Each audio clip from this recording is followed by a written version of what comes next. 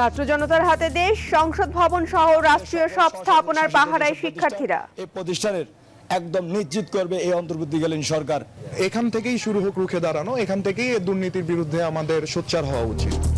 Police station, বিমানবন্দর ও ট্রাফিকের দায়িত্ব আনসার ও গ্রাম প্রতিরক্ষা বাহিনীর।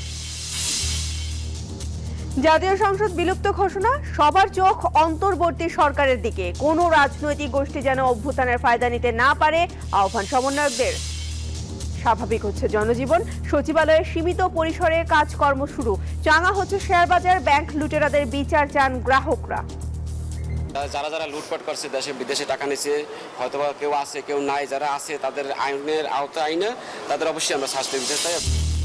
বিজয়ের পরদিনে মুক্ত আটক সব শিক্ষার্থী। মুক্তি পেলেন বিএনপি নেত্রী খালেদা জিয়া, রিজভী ও খসরু সহ 1000-এর মতো নেতাকর্মী। সোমবারও সারা দেশে নিহত শতাধিক, আহতরা কাতরাচ্ছেন হাসপাতালে। বিজয়ের আনন্দ নেই হতাহতদের পরিবারে, মর্গে আপনজনকে খুঁজে ফিরছে মানুষ। ঢাকা মেডিকেল আনছিল, ঢাকা মেডিকেল থেকে ওইখানে আবার নিয়েছিল, এখন নিখোঁজ আছে, এখন আমার মামাকে পাচ্ছে না। কালকে আমার বাড়ছিল, আবার 12টা 11টার সময় কথা কইছে, 2টার সময় কথা কইছে, আমার লাগে হেসেল আজকাল। দেশ রাহুমুক্ত হলেও নাশকতা থামেনি, মন্তব্য ফখরুলের। সোচ্চার থাকার নির্দেশ গণতন্ত্র মঞ্চের। স্বৈরাচার যেন ফিরে আসতে না পারে, নিশ্চিতের আহ্বান সুজনের। এবং দুর্নীতি ও স্বজনপ্রীতির অভিযোগ বিসিবির বিরুদ্ধে, বোর্ড পরিচালকদের পদত্যাগের দাবিতে মানববন্ধন। সুশাসন চান সাবেক ক্রিকেটার ও সংগঠকরা।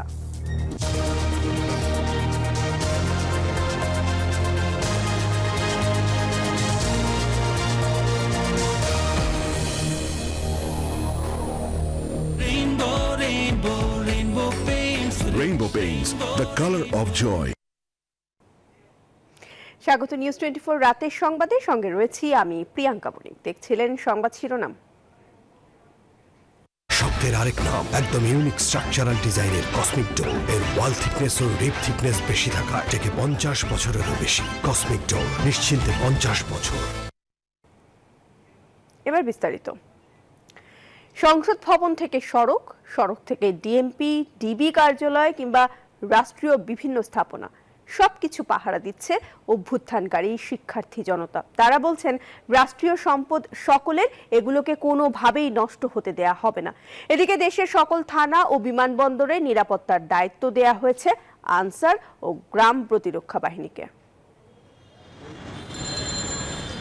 হাতে লাঠি, কপালে জাতীয় পতাকা বেঁধে ছাত্র জনতা মিলে নিয়ন্ত্রণ করছেন ট্রাফিক ব্যবস্থা। বৈষম্য বিরোধী ছাত্র আন্দোলনের ডাকা মার্চ টু ঢাকা কর্মসূচিতে উদ্ভূত পরিস্থিতিতে নানা স্থানে অগ্নিসংযোগ করে উত্তেজিত জনতা। একই সঙ্গে অনেকে প্রাণ হারিয়েছেন। স্বৈরাচারকে রক্ষায় পুলিশ বাহিনী এখন ক্লান্ত ও বিধ্বস্ত। রাজধানী থেকে দেশের কোথাও পুলিশের উপস্থিতি দেখা যায়নি। সউদ্যোগে তাই রাস্তায় নেমেছেন শিক্ষার্থী ও সাধারণ মানুষ। কাঁধে তুলে নিয়েছেন ট্রাফিকের দায়িত্ব। আমরা স্টুডেন্টরা দেশব্যাপী, পুরো ঢাকাব্যাপী দায়িত্ব, নিজ দায়িত্বে স্বেচ্ছায় ট্রাফিকটা কন্ট্রোল করছে। এখন যেহেতু ট্রাফিক নাই, আমাদের 3 দিনের ছুটিতে আছে তারা, এই জন্য আমরাই ছাত্র জনতা রাস্তায় নেমে আসছি, ট্রাফিক কন্ট্রোল করতেছি। যেই কদিন আমাদের ট্রাফিক পুলিশ এখানে না আসবেন, ততদিন পর্যন্ত আমরা চালিয়ে দিতে পারবো। পোড়া থানাগুলোতে নেই কেউ, পাহারা দিচ্ছেন এলাকাবাসী। রাষ্ট্রের এই গুরুত্বপূর্ণ অস্ত্রগুলো যদি সিভিলের হাতে বা সাধারণ দুর্বৃত্তদের হাতে বা দুর্বৃত্তদের চলে যায়, তাহলে তার জনগণের ব্যাপক ক্ষতি হবে। যেটা যে অবস্থায় আছে ঠিক ওই অবস্থায়, অক্ষত অবস্থায় আমরা সেনাবাহিনী বা যে প্রশাসন আসবে দায়িত্ব নিয়ে ওনাদের কাছে আমরা এই জিনিসটা হ্যান্ডওভার করে আমরা আমাদের বাসায় নিরাপদে চলে যাব। এদিকে অভূতপূর্ব ঘটনা দেখা গেছে জাতীয় সংসদ ভবনে।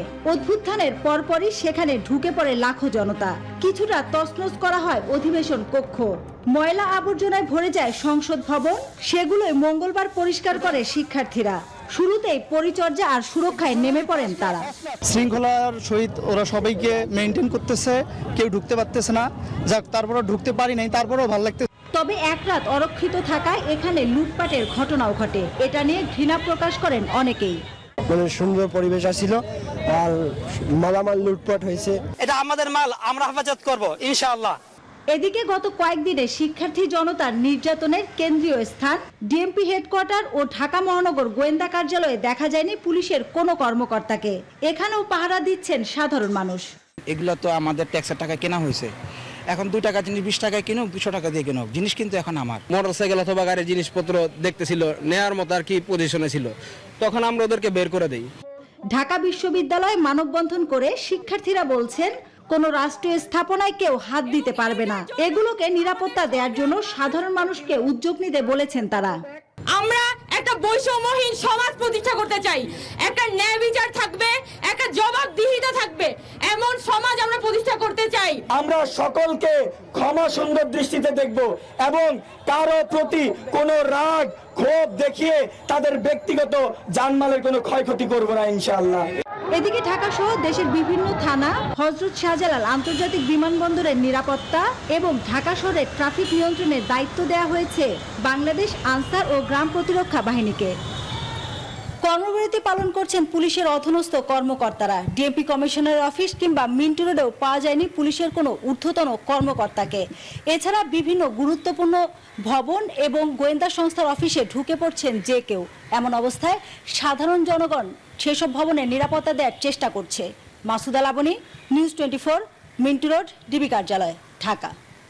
এই যে আমার ব্যাগ আরএফএল গ্যাস স্টোভ, এর সায়েন্টিফিক নজল আর ব্রাশ বার্নার তাপকে সমানভাবে ছড়িয়ে খরচ বাঁচায় 25%। আরএফএল গ্যাস স্টোভ নিরাপদ ও গ্যাস সাশ্রয়ী। 304 ফুড গ্রেড স্টেইনলেস স্টিলে তৈরি, যা নিশ্চিত করে জংবিহীন সিঙ্কের আজীবন নিশ্চয়তা।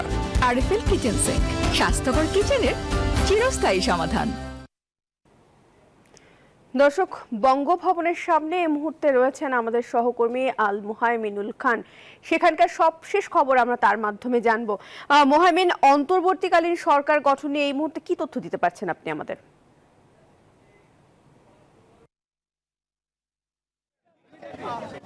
ধন্যবাদ প্রিয়াঙ্কা আপনাকে। আপনি কিন্তু দেখতে পাচ্ছেন এই মাত্র কিন্তু বঙ্গভবন থেকে বের হচ্ছেন আসিফ নজরুল সহ কিন্তু 13 জন সমন্বয়ক। তারা কিন্তু সন্ধ্যা থেকে বৈঠক করছিলেন বঙ্গভবনের ভেতরেই এবং দেখতে পাচ্ছেন তারা কিন্তু এই মাত্র বঙ্গভবন থেকে বের হয়েছে। যতটুকু আমরা জানতে পেরেছি যে ডক্টর মোহাম্মদ ইউনূসকে প্রধান করেই অন্তর্বর্তীকালীন সরকার গঠনের বিষয়ে সিদ্ধান্ত সম্মতি দিয়েছেন রাষ্ট্রপতি সহ 3 বাহিনীর প্রধান এবং এই সমন্বয়ক সহ আসিফ নজরুল স্যার এবং যারা বাকিরা রয়েছেন।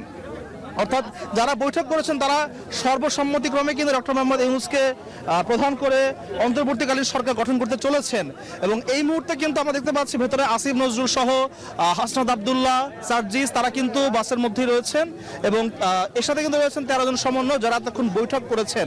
আমরা যত জানতে পেরেছিলাম যে আসলে তত্ত্বাবধায়ক অন্তর্বর্তীকালীন সরকারের যে রূপরেখা সে নিয়ে কিন্তু আলোচনা হয়েছে মহামান্য রাষ্ট্রপতির সাথে এবং সেখানে কিন্তু 3 বাহিনী প্রধান ছিলেন এবং তারা কিন্তু প্রায় সন্ধ্যা থেকে শুরু করে এখন অবধি কিন্তু বৈঠক শেষে কিন্তু বের হয়েছেন এবং যতটুকু আমরা জানতে পেরেছি সেখানে কিন্তু এই সিদ্ধান্ত গৃহীত হয় যে অন্তর্বর্তীকালীন সরকারের প্রধান করা হবে ডক্টর মোহাম্মদ ইউনূসকে। যদিও বাকি অন্যান্য যারা সম্ভব রয়েছিলেন তাদের ব্যাপারে কোনো সিদ্ধান্ত আমরা এখনো জানতে পারিনি, তবে ধারণা করা হচ্ছে যে কিছুক্ষণ পরে কিন্তু জানানো হবে আসলে কারা কারা দায়িত্ব নিচ্ছেন ভিন্ন ভিন্ন পদে।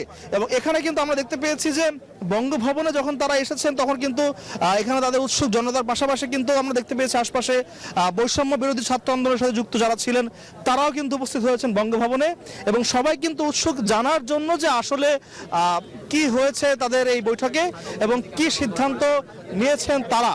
এবং দেখতেই পাচ্ছেন কিন্তু এখানে কিন্তু যারা রয়েছেন তারা সবাই কিন্তু বৈঠক শেষে বেরিয়ে এসেছেন। যদিও এখন অবধি সাংবাদিকদের সাথে তাদের কথা হয়নি, আমরা চেষ্টা করেছি বারবার জানার জন্য আসলে কি হয়েছে কথা, তবে এতটুকুই জানা গিয়েছে যে এখন পর্যন্ত বৈঠকে সর্বসম্মতিক্রমে এই বিষয়ে সিদ্ধান্ত নেওয়া হয় যে আসলে অন্তর্বর্তীকালীন যে সরকার তৈরি হতে চলেছে তার প্রধান হবেন নোবেল বিজয়ী ডক্টর মোহাম্মদ ইউনূস। এবং এই যে বঙ্গভবন থেকে তারা বের হয়েছেন তাদের বাকি রূপরেখার বিষয়ে কি হবে তা কিন্তু কিছুক্ষণ পরে আমরা জানতে পারবো। তো বঙ্গভবনের সামনে থেকে এই ছিল আমার কাছে সর্বশেষ তথ্য। ধন্যবাদ। সংবাদ সংগ্রহ করতে থাকুন, আমরা পরবর্তীতে আবারও আপনার কাছ থেকে আপডেট জেনে নেব। জাতীয় সংসদ বিলুপ্ত ঘোষণার পর সবাই তাকিয়েছিলেন অন্তর্বর্তীকালীন সরকারের দিকে। কে বা কারা আসছেন সেদিকেই নজর সবার। বৈষম্য বিরোধী ছাত্র আন্দোলনের সমন্বয়করা নোবেল জয়ী অর্থনীতিবিদ ডক্টর ইউনূসকে প্রধান চেয়ে প্রস্তাব দিয়েছিলেন। তারা বলছেন কোনো রাজনৈতিক দল যদি ছাত্র জনতার বিজয়ের ফায়দা লুটতে চায় তাদের প্রতিহত করা হবে। ছাত্র জনতার ঐতিহাসিক অভ্যুত্থানে নবসূর্যোদয়, বিশ্ব দেখল তরুণদের জয়। অতঃপর টানা 1.5 দশক ক্ষমতার মসনদ আঁকড়ে ধরে রাখা শেখ হাসিনার পদত্যাগ ও পলায়ন। মঙ্গলবার দুপুরে সংবিধানের 48-এর 3 অনুচ্ছেদের আওতায় জাতীয় সংসদ বিলুপ্ত করেন রাষ্ট্রপতি। এরপর থেকে আলোচনায় কারা বসছেন অন্তর্বর্তীকালীন সরকারে। বৈষম্য বিরোধী ছাত্র আন্দোলনের প্রস্তাব দায়িত্ব নিক ডক্টর ইউনূস। এরই মধ্যে তার সাথে কথাও হয়েছে ছাত্র আন্দোলনের সমন্বয়কদের। নাগরিক ঐক্যের আহ্বায়ক মাহমুদুর রহমান মান্না বলছেন, বিজয় যাদের আন্দোলনে তাদের প্রস্তাবই গুরুত্ব দেওয়া উচিত। এই আন্দোলন গড়ে তুলেছে শিক্ষার্থীরা, তারাই বিজয় জায়গা নিয়ে গেছে। কাজে শিক্ষার্থীদের মতামতের প্রাধান্য দেওয়া হোক। শিক্ষার্থীরা যদি তাদের অভিজ্ঞতার অভাবের কারণে, জ্ঞানের অভাবের কারণে কোনো বিষয়ে এরকম প্রস্তাবনা দেয় যেটা সরাসরি মনে হয় যেটা সম্ভব নয়, সেটা তাদেরকে বোঝানো হোক।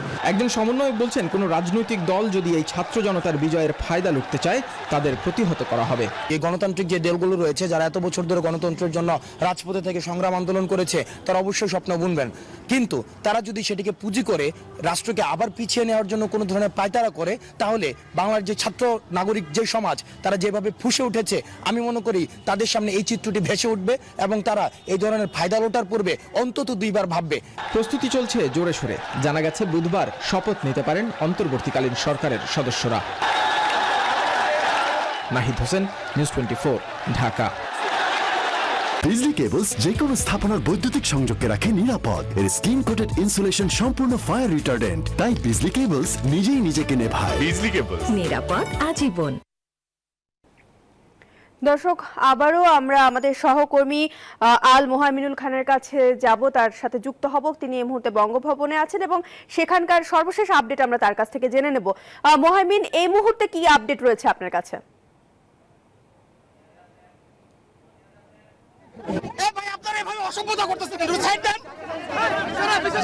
এখন কিন্তু কথা বলছেন প্রিয়াঙ্কা, যারা সমন্বয়কারী আছেন তারা কিন্তু কথা বলবেন এবং তারা কিন্তু অফিসিয়ালি প্রেস ব্রিফ করবেন এখানে, এবং যতটুকু জানতে পেরেছি তারা এখন কথা বলবেন এখানে।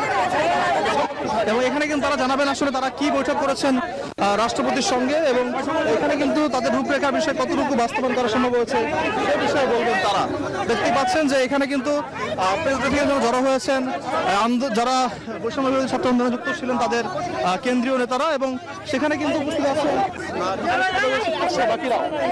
এখানে কিন্তু তারা ব্রিফ করবেন বলে জানিয়েছেন, এবং যদিও এখানে অনেক মানুষের উৎসুক জনতার কারণে কিছুটা বিশৃঙ্খলা হচ্ছে, তবে এখনই কিন্তু ব্রিফ করবেন সার্জিস সহ যারা রয়েছেন বৈষম্য ছাত্র আন্দোলনের সাথে যুক্ত, তারা সবাই।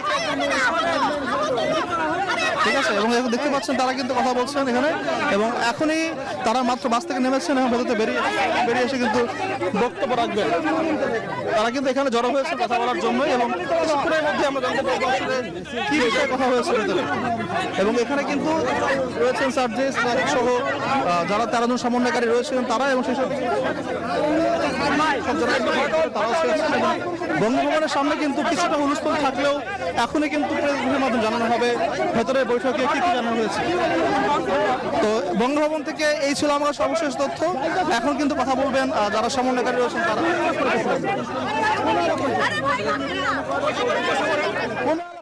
এখানে কিন্তু দেখতে পাচ্ছেন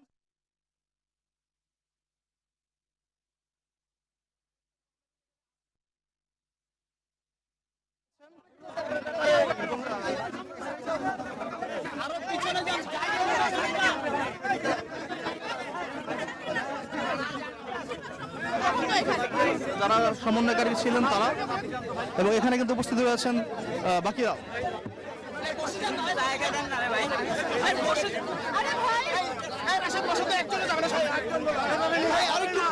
হবে না এইভাবে,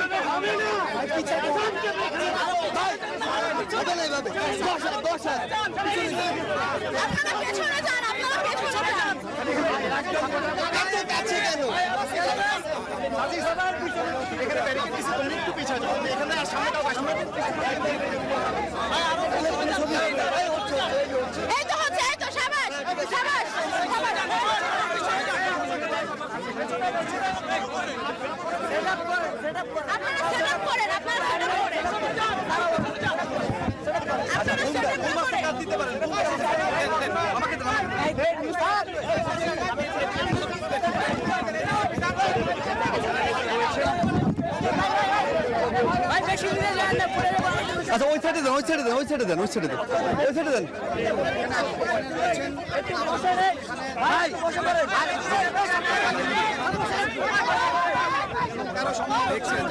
ওই সাইডে দেন।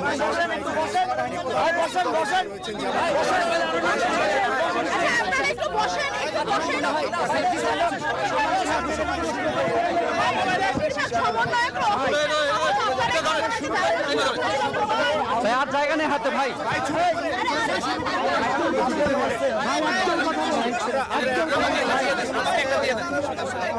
কথা বলবো কিভাবে?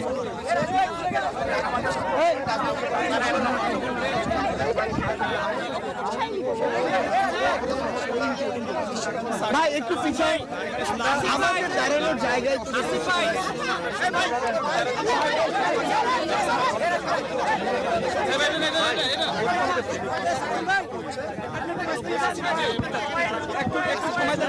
সেটা বলে আমি বসে যাচ্ছি।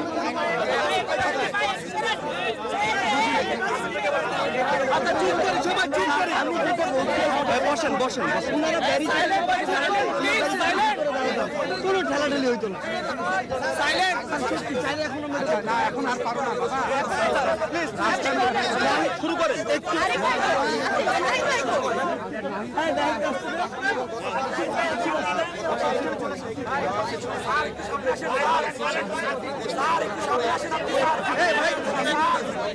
একটু চুপ করি সবাই ভাই, নাহলে হবে না। আসিফ আসছে।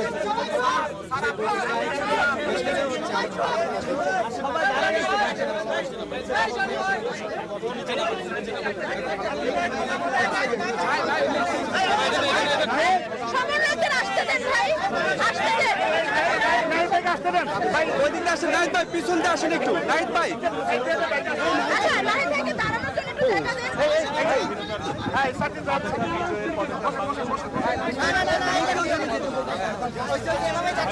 আমরা এইভাবে সংবাদ সম্মেলন করব না, আমরা এখানে একটি কথাও বলবো না যদি আপনারা আমাদেরকে সহযোগিতা না করেন। না, আপনারা এই ধরনের পরিস্থিতি বললে আমরা এখানে কোনো কথা বলবো না। আপনারা একটু স্পেস দিন।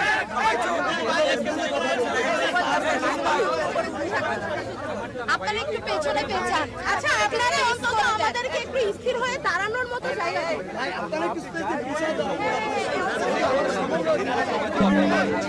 নাহিদ ভাই, নাহিদ ভাই, নাহিদ ভাই, বিকাল 3টা থেকে অনেকে অপেক্ষা করতেছে।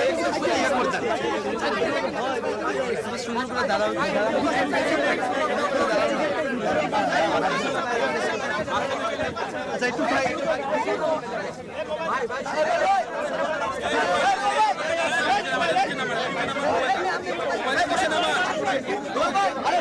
পিছন থেকে টানতেছে ভাই, দাঁড়াই তো পিছন থেকে টানতেছে।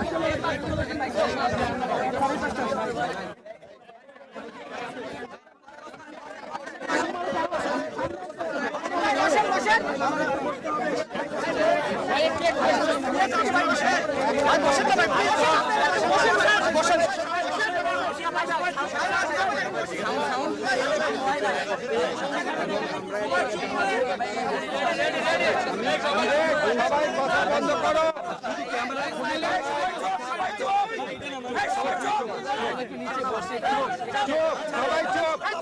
আমি একটা কথা বলি, আমাদের সবার পক্ষ থেকে নাহিদ তোমাদের ব্যাখ্যা করবে, শর্ট ব্যাখ্যা, তারপর শেষ। সাংবাদিক বন্ধুগণ এবং সম্মানিত দেশবাসী, আপনারা ইতিমধ্যে সকলে অবগত হয়েছিলেন যে আমরা সমন্বয়কবৃন্দ এবং আমাদের বৈষম্যবিরোধী ছাত্র আন্দোলনের যে লিয়াজু কমিটি এবং আমাদের সাথে আমাদের সম্মানিত শিক্ষক ঢাকা বিশ্ববিদ্যালয়ের অধ্যাপক আসিফ নজরুল স্যার এবং প্রফেসর তানজিমউদ্দিন স্যার, আমাদের সাথে আজকে আমরা একত্রে বঙ্গভবনে এসেছিলাম। মহামান্য রাষ্ট্রপতি এবং সেনাবাহিনী, বিমান বাহিনী এবং নৌবাহিনী, 3 বাহিনী প্রধানের সাথে আমাদের দীর্ঘ সময় বর্তমান পরিস্থিতি এবং অন্তর্বর্তীকালীন সরকার নিয়ে আলোচনা হয়েছে। আমাদের একটি ফলপ্রসূ আলোচনা হয়েছে এবং ছাত্র নাগরিক অভ্যুত্থানকারীদের পক্ষ থেকে যেই সরকার প্রস্তাব করা হবে সেই প্রস্তাবিত সরকারি চূড়ান্ত অন্তর্বর্তীকালীন সরকার হবে সেই নিশ্চয়তা আমরা আজকে বঙ্গভবন থেকে পেয়েছি। আমরা প্রাথমিকভাবে আমাদের অন্তর্বর্তীকালীন সরকারের জন্য সরকারের প্রধান উপদেষ্টা হিসেবে সর্বজন গ্রহণযোগ্য নোবেল পুরস্কার বিজয়ী আন্তর্জাতিক খ্যাতিসম্পন্ন ব্যক্তিত্ব ডক্টর মোহাম্মদ ইউনূসের নাম প্রস্তাব করেছিলাম এবং আজকে মহামান্য রাষ্ট্রপতিও সম্মতি দিয়েছেন ডক্টর মোহাম্মদ ইউনূসকে প্রধান করেই অন্তর্বর্তীকালীন সরকার দ্রুত সময়ের মধ্যে গঠন করা হবে এবং আমরা এই অন্তর্বর্তীকালীন সরকারের একটি তালিকা, প্রাথমিক তালিকা দিয়ে এসেছি, যেখানে নাগরিক সমাজ সহ ছাত্র প্রতিনিধিত্ব রয়েছে এবং খুবই দ্রুত সময়ের মধ্যে আমরা এই তালিকাটি নিয়ে বিভিন্ন রাজনৈতিক পক্ষের সাথে আলোচনার মাধ্যমে এটি চূড়ান্ত করা হবে এবং খুবই দ্রুত সময়ের মধ্যে অন্তর্বর্তীকালীন সরকার ঘোষণা করা হবে। এবং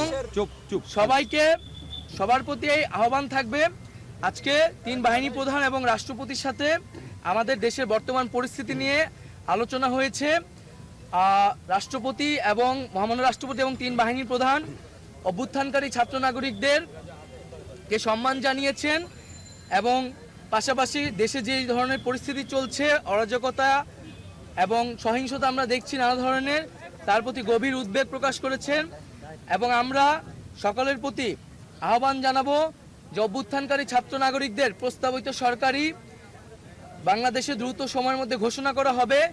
জনগণ যাতে সেই আস্থাটি রাখে এবং আমাদেরকে অবশ্যই সরকারি স্থাপনা, রাষ্ট্রীয় সম্পদ এবং আমাদের যে সংখ্যালঘু সম্প্রদায় রয়েছে তাদেরকে রক্ষা করতে হবে এবং পুলিশ বাহিনীকে, আইন শৃঙ্খলা বাহিনীকে পুনর্গঠনের মাধ্যমে দ্রুতই জনগণের মধ্যে শান্তি শৃঙ্খলা ফিরিয়ে আনার জন্য নিয়োগ করা হবে এবং ছাত্র নাগরিকরা যে আজকেও ঢাকা শহরে ট্রাফিকের দায়িত্ব নিয়েছেন, এটি মন্দির পাহারা দিচ্ছেন, এটিকে সবাই প্রশংসা করেছেন এবং দেশের আইন শৃঙ্খলা বাহিনী ফিরে আসা না পর্যন্ত আমাদেরকে সবাইকে সতর্ক থাকতে হবে এবং আমাদেরকে এই যে কোনো ধরনের নাশকতা যাতে না হয়, লুটপাট যাতে না হয়, সেজন্য ছাত্র জনতাকে পাহারা দিতে হবে, সতর্ক অবস্থানে থাকতে হবে। সকলে মিলে ছাত্র জনতার দেশ গঠনের মাধ্যমে আমরা যে নতুন বাংলাদেশ, সেই বাংলাদেশ বিনির্মাণ করব। নির্বাচন দিতে হবে এই বিষয়ে আপনারা কোনো স্পেসিফিক আলোচনা করেছেন কিনা, আর অন্য উপদেষ্টাদের বিষয়ে কোনো আলোচনা হয়েছে কিনা? আমি এটা একটু বলে দেই, হ্যাঁ, নাই তোমার অনুমতি নেই বলছি। আমাদের এই তালিকা যেহেতু চূড়ান্ত হয় না, এটা এখন প্রকাশ করা হবে না। আর অন্যান্য বিষয়ে আলোচনা চলছে, কতদিনের সংখ্যা এসব বিষয়ে আলোচনা চলছে। সেটা আমরা 10 থেকে 15 জনের একটা প্রাথমিক তালিকা দিয়েছি। সেই তালিকাটি এখন আমরা প্রকাশ করব না, যেহেতু এটা একটা প্রাথমিক। সেটা আমরা আরো চূড়ান্ত করে দ্রুত সময়ের মধ্যে, সেটা প্রায় 24 ঘন্টার মধ্যেই সেই তালিকা সহ আপনারা সরকারের অন্তর্বর্তীকালীন সরকারের ঘোষণাটি দেশবাসী পেয়ে যাবে।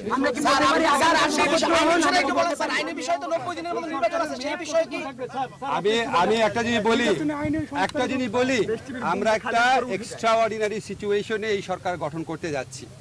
এক্সট্রাঅর্ডিনারি সিচুয়েশনে সরকার গঠনের ক্ষেত্রে বিভিন্নভাবে এটাকে বৈধতা দেওয়ার সাংবিধানিক রীতি আছে, নিয়ম আছে, সেটা ফলো করা হবে। সরকারের মেয়াদ এখনই ঠিক করা হয়নি, ওইটা আমাদের এই ছাত্র জনতা, আমাদের যারা সমন্বয়করা, ওনাদের প্রস্তাব ক্রমে ডক্টর মোহাম্মদ ইউনূসকে তত্ত্বাবধায়ক সরকারের প্রধান হিসাবে আমাদের রাষ্ট্রপতিও সম্মতি জানিয়েছেন। অন্তর্বর্তীকালীন সরকার হিসেবে উনি আসার পর এই ব্যাপারে একটা ঘোষণা আসবে। আমি আপনাদেরকে অনেক কথা বলি অনেক ব্যাপারে, আজকে আমি শুধু 2টা কথা বলার জন্য আসছি। একটা হচ্ছে, আমি আমাদের ছাত্র যারা সমন্বয়ক আছে, নাহিদ, আসিফ, তারপরে আপনার হাসনাত, সারজিৎ, বাকের, আজকে ওদের সহ অন্যরা, মানে মূলত আলোচনা করেছে 4 জন। তো ওদের যে আলোচনার স্কিল দেখেছি, ওদের যে আলোচনার আউটকাম দেখেছি, এটা একটা মুগ্ধ করার মতো। মানে আমি নিজে বিশ্বাস করতে পারি না আমরা এত ম্যাচিউরলি সবকিছু এত ডিল করতে পারি।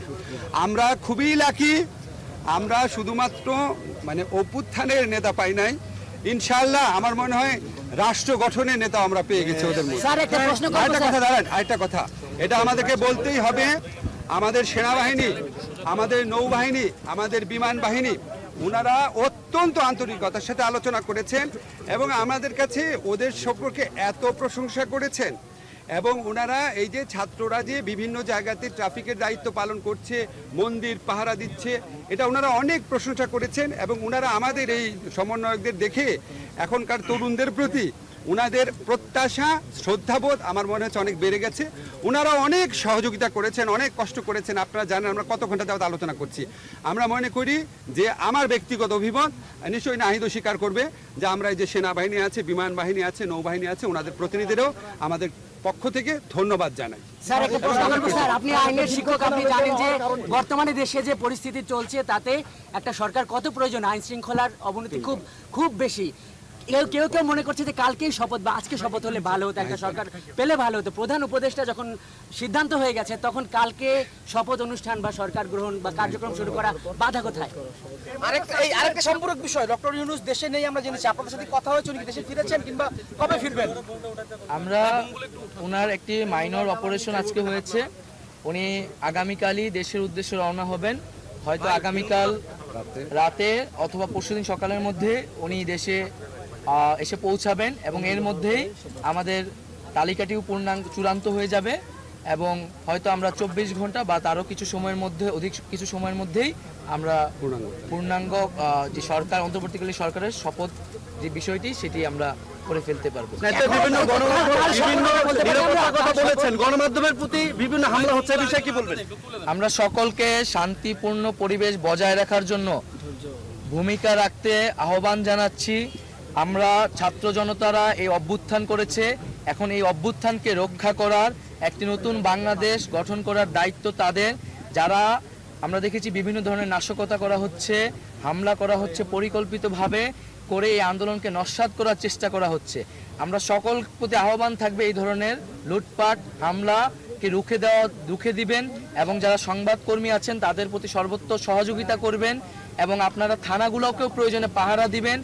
আমরা বলেছি বারবার, যারা এই ফ্যাসিস্ট রেজিমের সাথে গণহত্যায় জড়িত ছিল, দুর্নীতিতে জড়িত ছিল, তাদেরকে আইনি প্রক্রিয়ায় বিচারের আওতায় আনা হবে।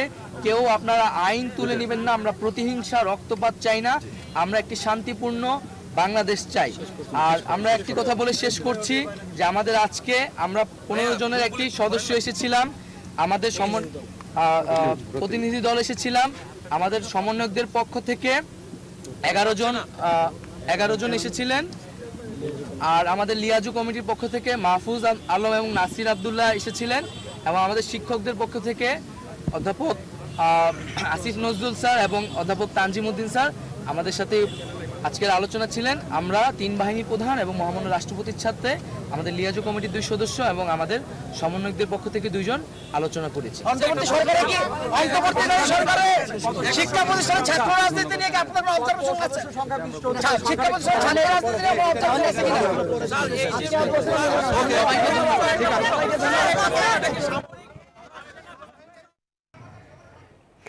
দর্শক, এতক্ষণ আমরা যুক্ত ছিলাম বঙ্গভবনে। সেখানে অন্তর্বর্তীকালীন সরকার গঠনের বিষয়ে ব্রিফিং করছিলেন সমন্বয়করা।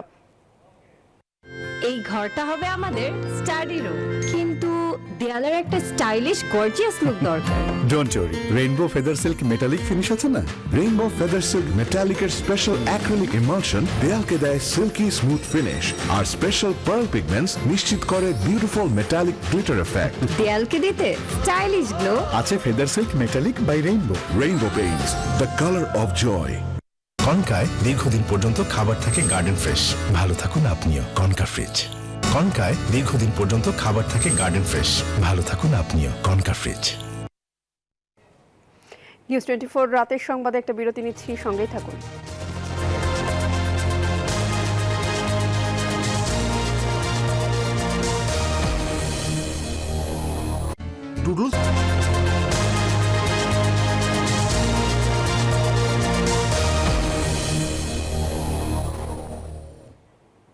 স্বাগত আরেকবার নিউজ 24 রাতের সংবাদে। ছাত্র জনতার অভ্যুত্থানের পরদিনেই অনেকটা সচল হতে শুরু করেছে দেশের অর্থনৈতিক কর্মকাণ্ড। মঙ্গলবার অফিস আদালতের পাশাপাশি ব্যাংকিং লেনদেনও ছিল স্বাভাবিক।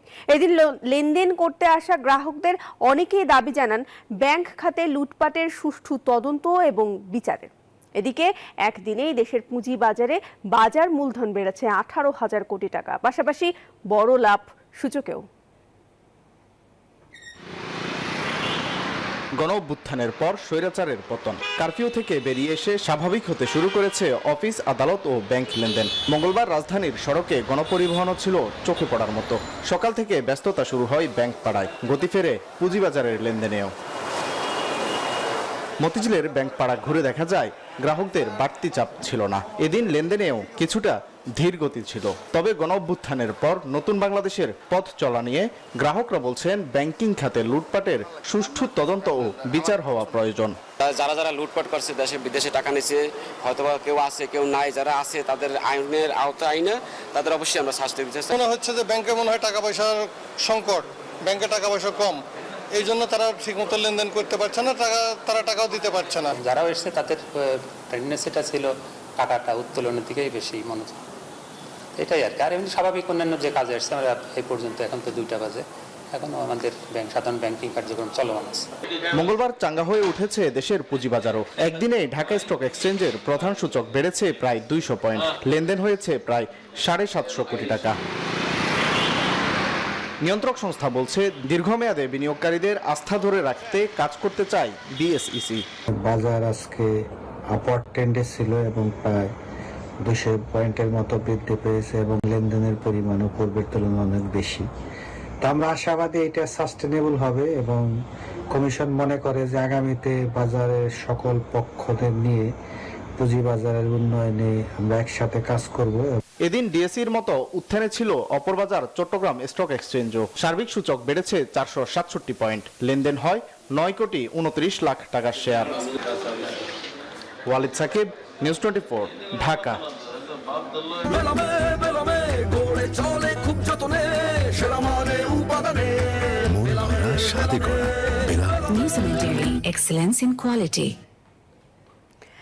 আওয়ামী সরকার পতনের পর রাষ্ট্রপতির ঘোষণায় কারামুক্ত হয়েছেন বিভিন্ন দলের নেতাকর্মী, শিক্ষক ও শিক্ষার্থীরা।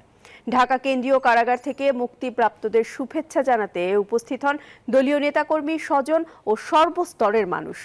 অনেক রক্তের বিনিময়ে আবারও দেশ স্বাধীন হয়েছে উল্লেখ করে তারা বলেন, দেশ বিনির্মাণে নতুন প্রজন্মের চিন্তাকে প্রাধান্য দিতে হবে। ঢাকা কেন্দ্রীয় কারাগার কেরানীগঞ্জ, যেখানে বন্দী ছিলেন এই স্বৈরাচারী সরকার পতনে অগ্রণী ভূমিকা পালন করা শিক্ষার্থীরা, যাদের নির্বিচারে তুলে নেওয়া হয় রাজপথ থেকে। সেখান থেকেই বন্দী করা হয় এই কারাগারে। আজ তারা আবারও মুক্ত আকাশের নিচে। আমি চাই আমাকে সবচেয়ে লাস্টে বের করা হোক। এই চিঠিতে আমি লিখেছিলাম যে আমার ছাত্ররা আগে বের হবে, তারপর আমি বের হতে চাই। ছাত্র আন্দোলন নেতৃত্ব দেওয়ার কারণে আজ আমাদের এই এতদিন দেশ আমরা আবার পুনর্ভাবে স্বাধীন করেছি। আমরা খুবই খুশি। সিকিউরিটি জব করি, বলতেছে চলো আমার সাথে চলো, থানা নিয়ে মানে আমাকে আটকে রাখছে, আটকে রেখে পরবর্তীতে মামলা দিতেছে, মানে আমি নাকি বিএনপি করি, এরকম কিছু। রাষ্ট্রপতির আদেশে কারামুক্ত হলেন দীর্ঘদিন কারাগারে থাকা সাবেক প্রধানমন্ত্রী ও বিএনপি চেয়ারপারসন খালেদা জিয়া।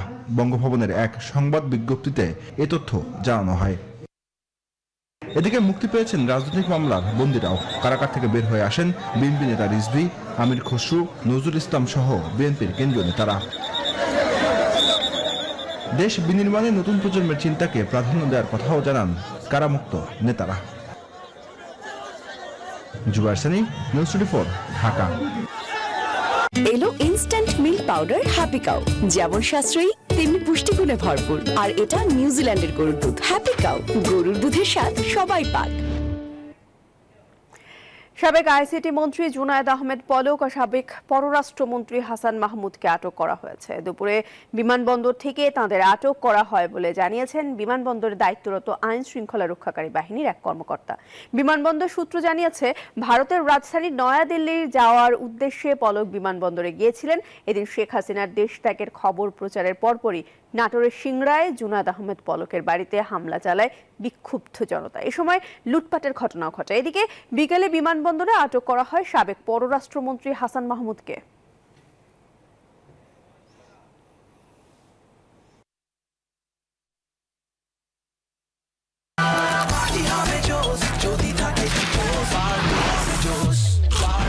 আর মেক্সিকান মশলার মাইন্ড ব্লাস্টিং ফ্লেভারের ডিটোস। পার্টি হবে জোস যদি থাকে ডিটোস। অভ্যুত্থানের আনন্দ বিষাদে পরিণত হয়েছে হতাহতদের পরিবারের কাছে। সহিংসতার পর থেকে কারো লাশ মিলছে হাসপাতালের মর্গে, কেউ বা তাদের আপনজনকে খুঁজে ফিরছেন হাসপাতালগুলোয়। আন্দোলনে গুলিবিদ্ধ কেউ জীবন যুদ্ধে পরাজিত হচ্ছেন, আবার অনেকেই হাসপাতালের বিছানায় কাতরাচ্ছেন ভয়াবহ গুলির ক্ষত নিয়ে। শিক্ষার্থীদের মার্চ টু ঢাকা কর্মসূচি ও পরবর্তী সহিংসতা ঘিরে সোমবারও সারা দেশে শতাধিক মানুষের প্রাণ হারিয়েছে। আমার সন্তানের পাওয়া গেছে লাশ। কালকে আমার বাড়ছিলে আবার 12টা-11টার সময় কথা কইছে, 2টার সময় কথা কইছে আমার লাগে। হেজেল আজকাল লাশ। বাবা তার সন্তান খুঁজে পেলেন, তবে জীবিত নয়, মৃত। গত সোমবার দুপুরে যাত্রাবাড়ি এলাকায় শিক্ষার্থীদের আন্দোলন থেকে নিখোঁজ হন সোনারগাঁও বিশ্ববিদ্যালয়ের রাসেল মাহমুদ। বিভিন্ন হাসপাতালে খোঁজার পর অবশেষে মঙ্গলবার দুপুরে লাশের সন্ধান পায় তার পরিবার। এইমাত্র অনেক খোঁজাখুঁজির পরে ঠিক আছে আমার আত্মীয় স্বজন নিয়ে এখানে আছি, ঠিক আছে এইমাত্র মর্গে আমার ভাইকে পাইছি। একইভাবে বাড্ডা থেকে নিখোঁজ এক ব্যক্তির খোঁজে আসেন তার স্বজনরা, যদিও তার সন্ধান মেলেনি। ঢাকা মেডিকেল আনছিল, ঢাকা মেডিকেল থেকে ওইখানে আবার নিছিল, এখন নিখোঁজ আছে, এখন আমার মামাকে পাচ্ছে না। আমার বাপের ঢাকা মেডিকেলের জরুরি বিভাগের সামনে একদিন পরও রয়ে গেছে ছাত্র জনতার আন্দোলনে পুলিশের গুলির রেশ। মঙ্গলবার দুপুরে অন্তত 15 মিনিটের ব্যবধানে দুই পরিবার হারায় তাদের স্বজনকে। গুলি গেছে ডাইন পাশ বংশাল ধান কোতালিতে। গুলি করতে করতে মানুষ মারা গেছে। আমার কখন মারা গেছে? কালকে সন্ধ্যার সময় গুলি করে মারছে। ছাত্রদের ঢাকা অভিমুখে কর্মসূচি ঘিরে কতজন মারা গেছে হাসপাতাল কর্তৃপক্ষগুলোর কাছে সঠিক কোনো পরিসংখ্যান নেই। তবে গণমাধ্যমের তথ্য বলছে অন্তত শতাধিক মানুষ মারা গেছে, গুলিবিদ্ধ হয়েছে 3 শতাধিক মানুষ। ঢাকা মেডিকেলের পরিচালক বলছেন ছাত্রসহ সবচেয়ে বেশি মানুষ এদিন আহত হয়েছে। রোগীগুলোর মূলত আমাদের ক্যাজুয়ালিটি বা সার্জিক্যাল ডিভিশন রোগী, মানে মূলত বুলেট ইনজুরি রোগী ছিল, অন্যান্য ব্লান্ট ইনজুরি ছিল, কিছু রোগীর নাক কান গলা বা চোখের ইনজুরি ছিল। এইসব মিলেই আমরা চিকিৎসা দিয়েছি। আমাদের ডাক্তার নার্স সবাই দিন রাত মানে তাদেরকে চিকিৎসা দিয়েছে, সারা রাত ধরে এখানে অপারেশন চলে। অবৈধভাবে ক্ষমতা ধরে রাখতে শেখ হাসিনার মতো এমন নৃশংসভাবে প্রশাসনকে কেউ যেন ব্যবহার না করতে পারে, এমনটাই আকুতি স্বজনহারা পরিবারগুলোর। তাসলিম তৌহিদ, নিউজ 24, ঢাকা। যুক্তরাজ্যে আশ্রয় পেতে শেখ হাসিনার আবেদনে সাড়া দেয়নি কিয়ার স্টারমারের সরকার। অভিবাসন আইন অনুযায়ী বাংলাদেশের সাবেক এই প্রধানমন্ত্রীকে যুক্তরাজ্যে আশ্রয় দেওয়া সম্ভব হচ্ছে না বলে জানায় লন্ডন। বলা হয়, শেখ হাসিনা যে পদ্ধতিতে ব্রিটেনের কাছে আশ্রয় চেয়েছেন ওই পদ্ধতিতে কাউকে আশ্রয় দিতে পারে না যুক্তরাজ্য সরকার। তবে শেখ হাসিনার আবেদন বিবেচনা করা হচ্ছে বলে জানানো হয়, এমন তথ্য দিয়েছে এনডিটিভি। সাধারণত এমন পরিস্থিতিতে কোনো ব্যক্তি প্রতিবেশী নিরাপদ দেশেই আশ্রয় চেয়ে থাকেন বলে জানিয়েছে লন্ডন। বৈষম্য বিরোধী আন্দোলনকে কেন্দ্র করে সোমবার জনরোষে পদত্যাগ করে ভারতে যান শেখ হাসিনা।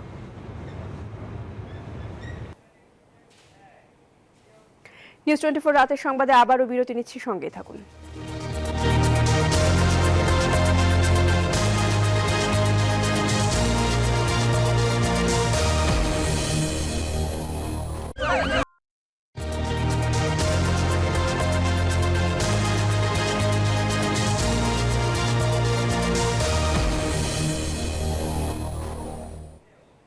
স্বাগত আরেকবার নিউজ 24 রাতের সংবাদে। এবার ফার্স্ট সিকিউরিটি ইসলামী ব্যাংক পিএলসি অর্থ বাণিজ্য সংবাদ।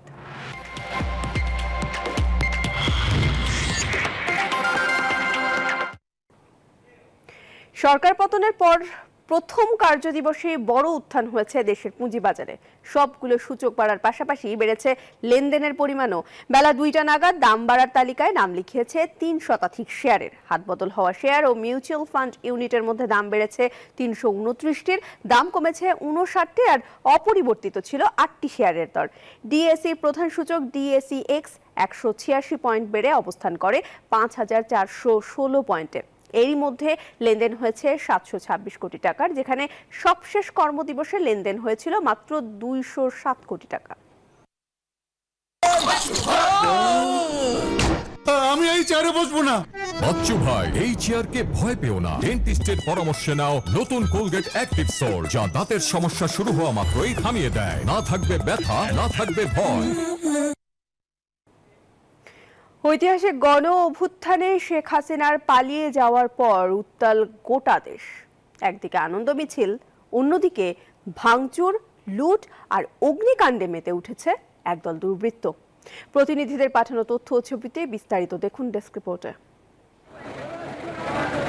বৈষম্য বিরোধী ছাত্র আন্দোলনে শেষ পর্যন্ত পদত্যাগ করে দেশ ছেড়ে ভারতে পালিয়েছেন সাবেক প্রধানমন্ত্রী শেখ হাসিনা। তারপর থেকেই সারা দেশে সরকারি বেসরকারি বিভিন্ন স্থাপনা, আওয়ামী লীগের অফিস ও এমপি মন্ত্রী সহ নেতাকর্মীদের বাড়িতে হামলা, ভাঙচুর ও অগ্নিসংযোগের ঘটনা ঘটেছে। সাতক্ষীরার আশাশুনি উপজেলার প্রতাপনগরে একটি আনন্দ মিছিল নিয়ে সাবেক ইউপি চেয়ারম্যানের বাড়ির সামনে দিয়ে যায় ছাত্র জনতা। এ সময় মিছিল লক্ষ্য করে গুলি করা হয়, এতে নিহত হয় ৩ জন। পরবর্তীতে ছাত্র জনতার গণপিটুনিতে চেয়ারম্যান সহ আরো ৭ জন নিহত হন। যশোরে জেলা আওয়ামী লীগ কার্যালয় সহ নেতাদের বাড়ি ও ব্যবসা প্রতিষ্ঠানে আগুন দেয় দুর্বৃত্তরা, এতে অন্তত 18 জন নিহত হয়। শহরের নেতাজি সুভাষ বোস সড়কে জেলা আওয়ামী লীগের কার্যালয় ও জেলা আওয়ামী লীগের সাধারণ সম্পাদক শাহিন চাকলাদারের 5 তারকা হোটেলে আগুন দেয় হামলাকারীরা। ফায়ার সার্ভিস এসে আগুন নিয়ন্ত্রণে আনে। সোমবার বিকেলে আমির হোসেন আমর বাসায় হামলা চালিয়ে মালামাল লুট করে বিক্ষুব্ধ জনতা। আগুন দিয়ে পুড়িয়ে দেয় তার বাসভবন। পরে ফায়ার সার্ভিস আগুন নিয়ন্ত্রণে আনে। এ সময় আমর বাসা থেকে নগদ 5 কোটি টাকা সহ বিদেশি মুদ্রা উদ্ধার করা হয়।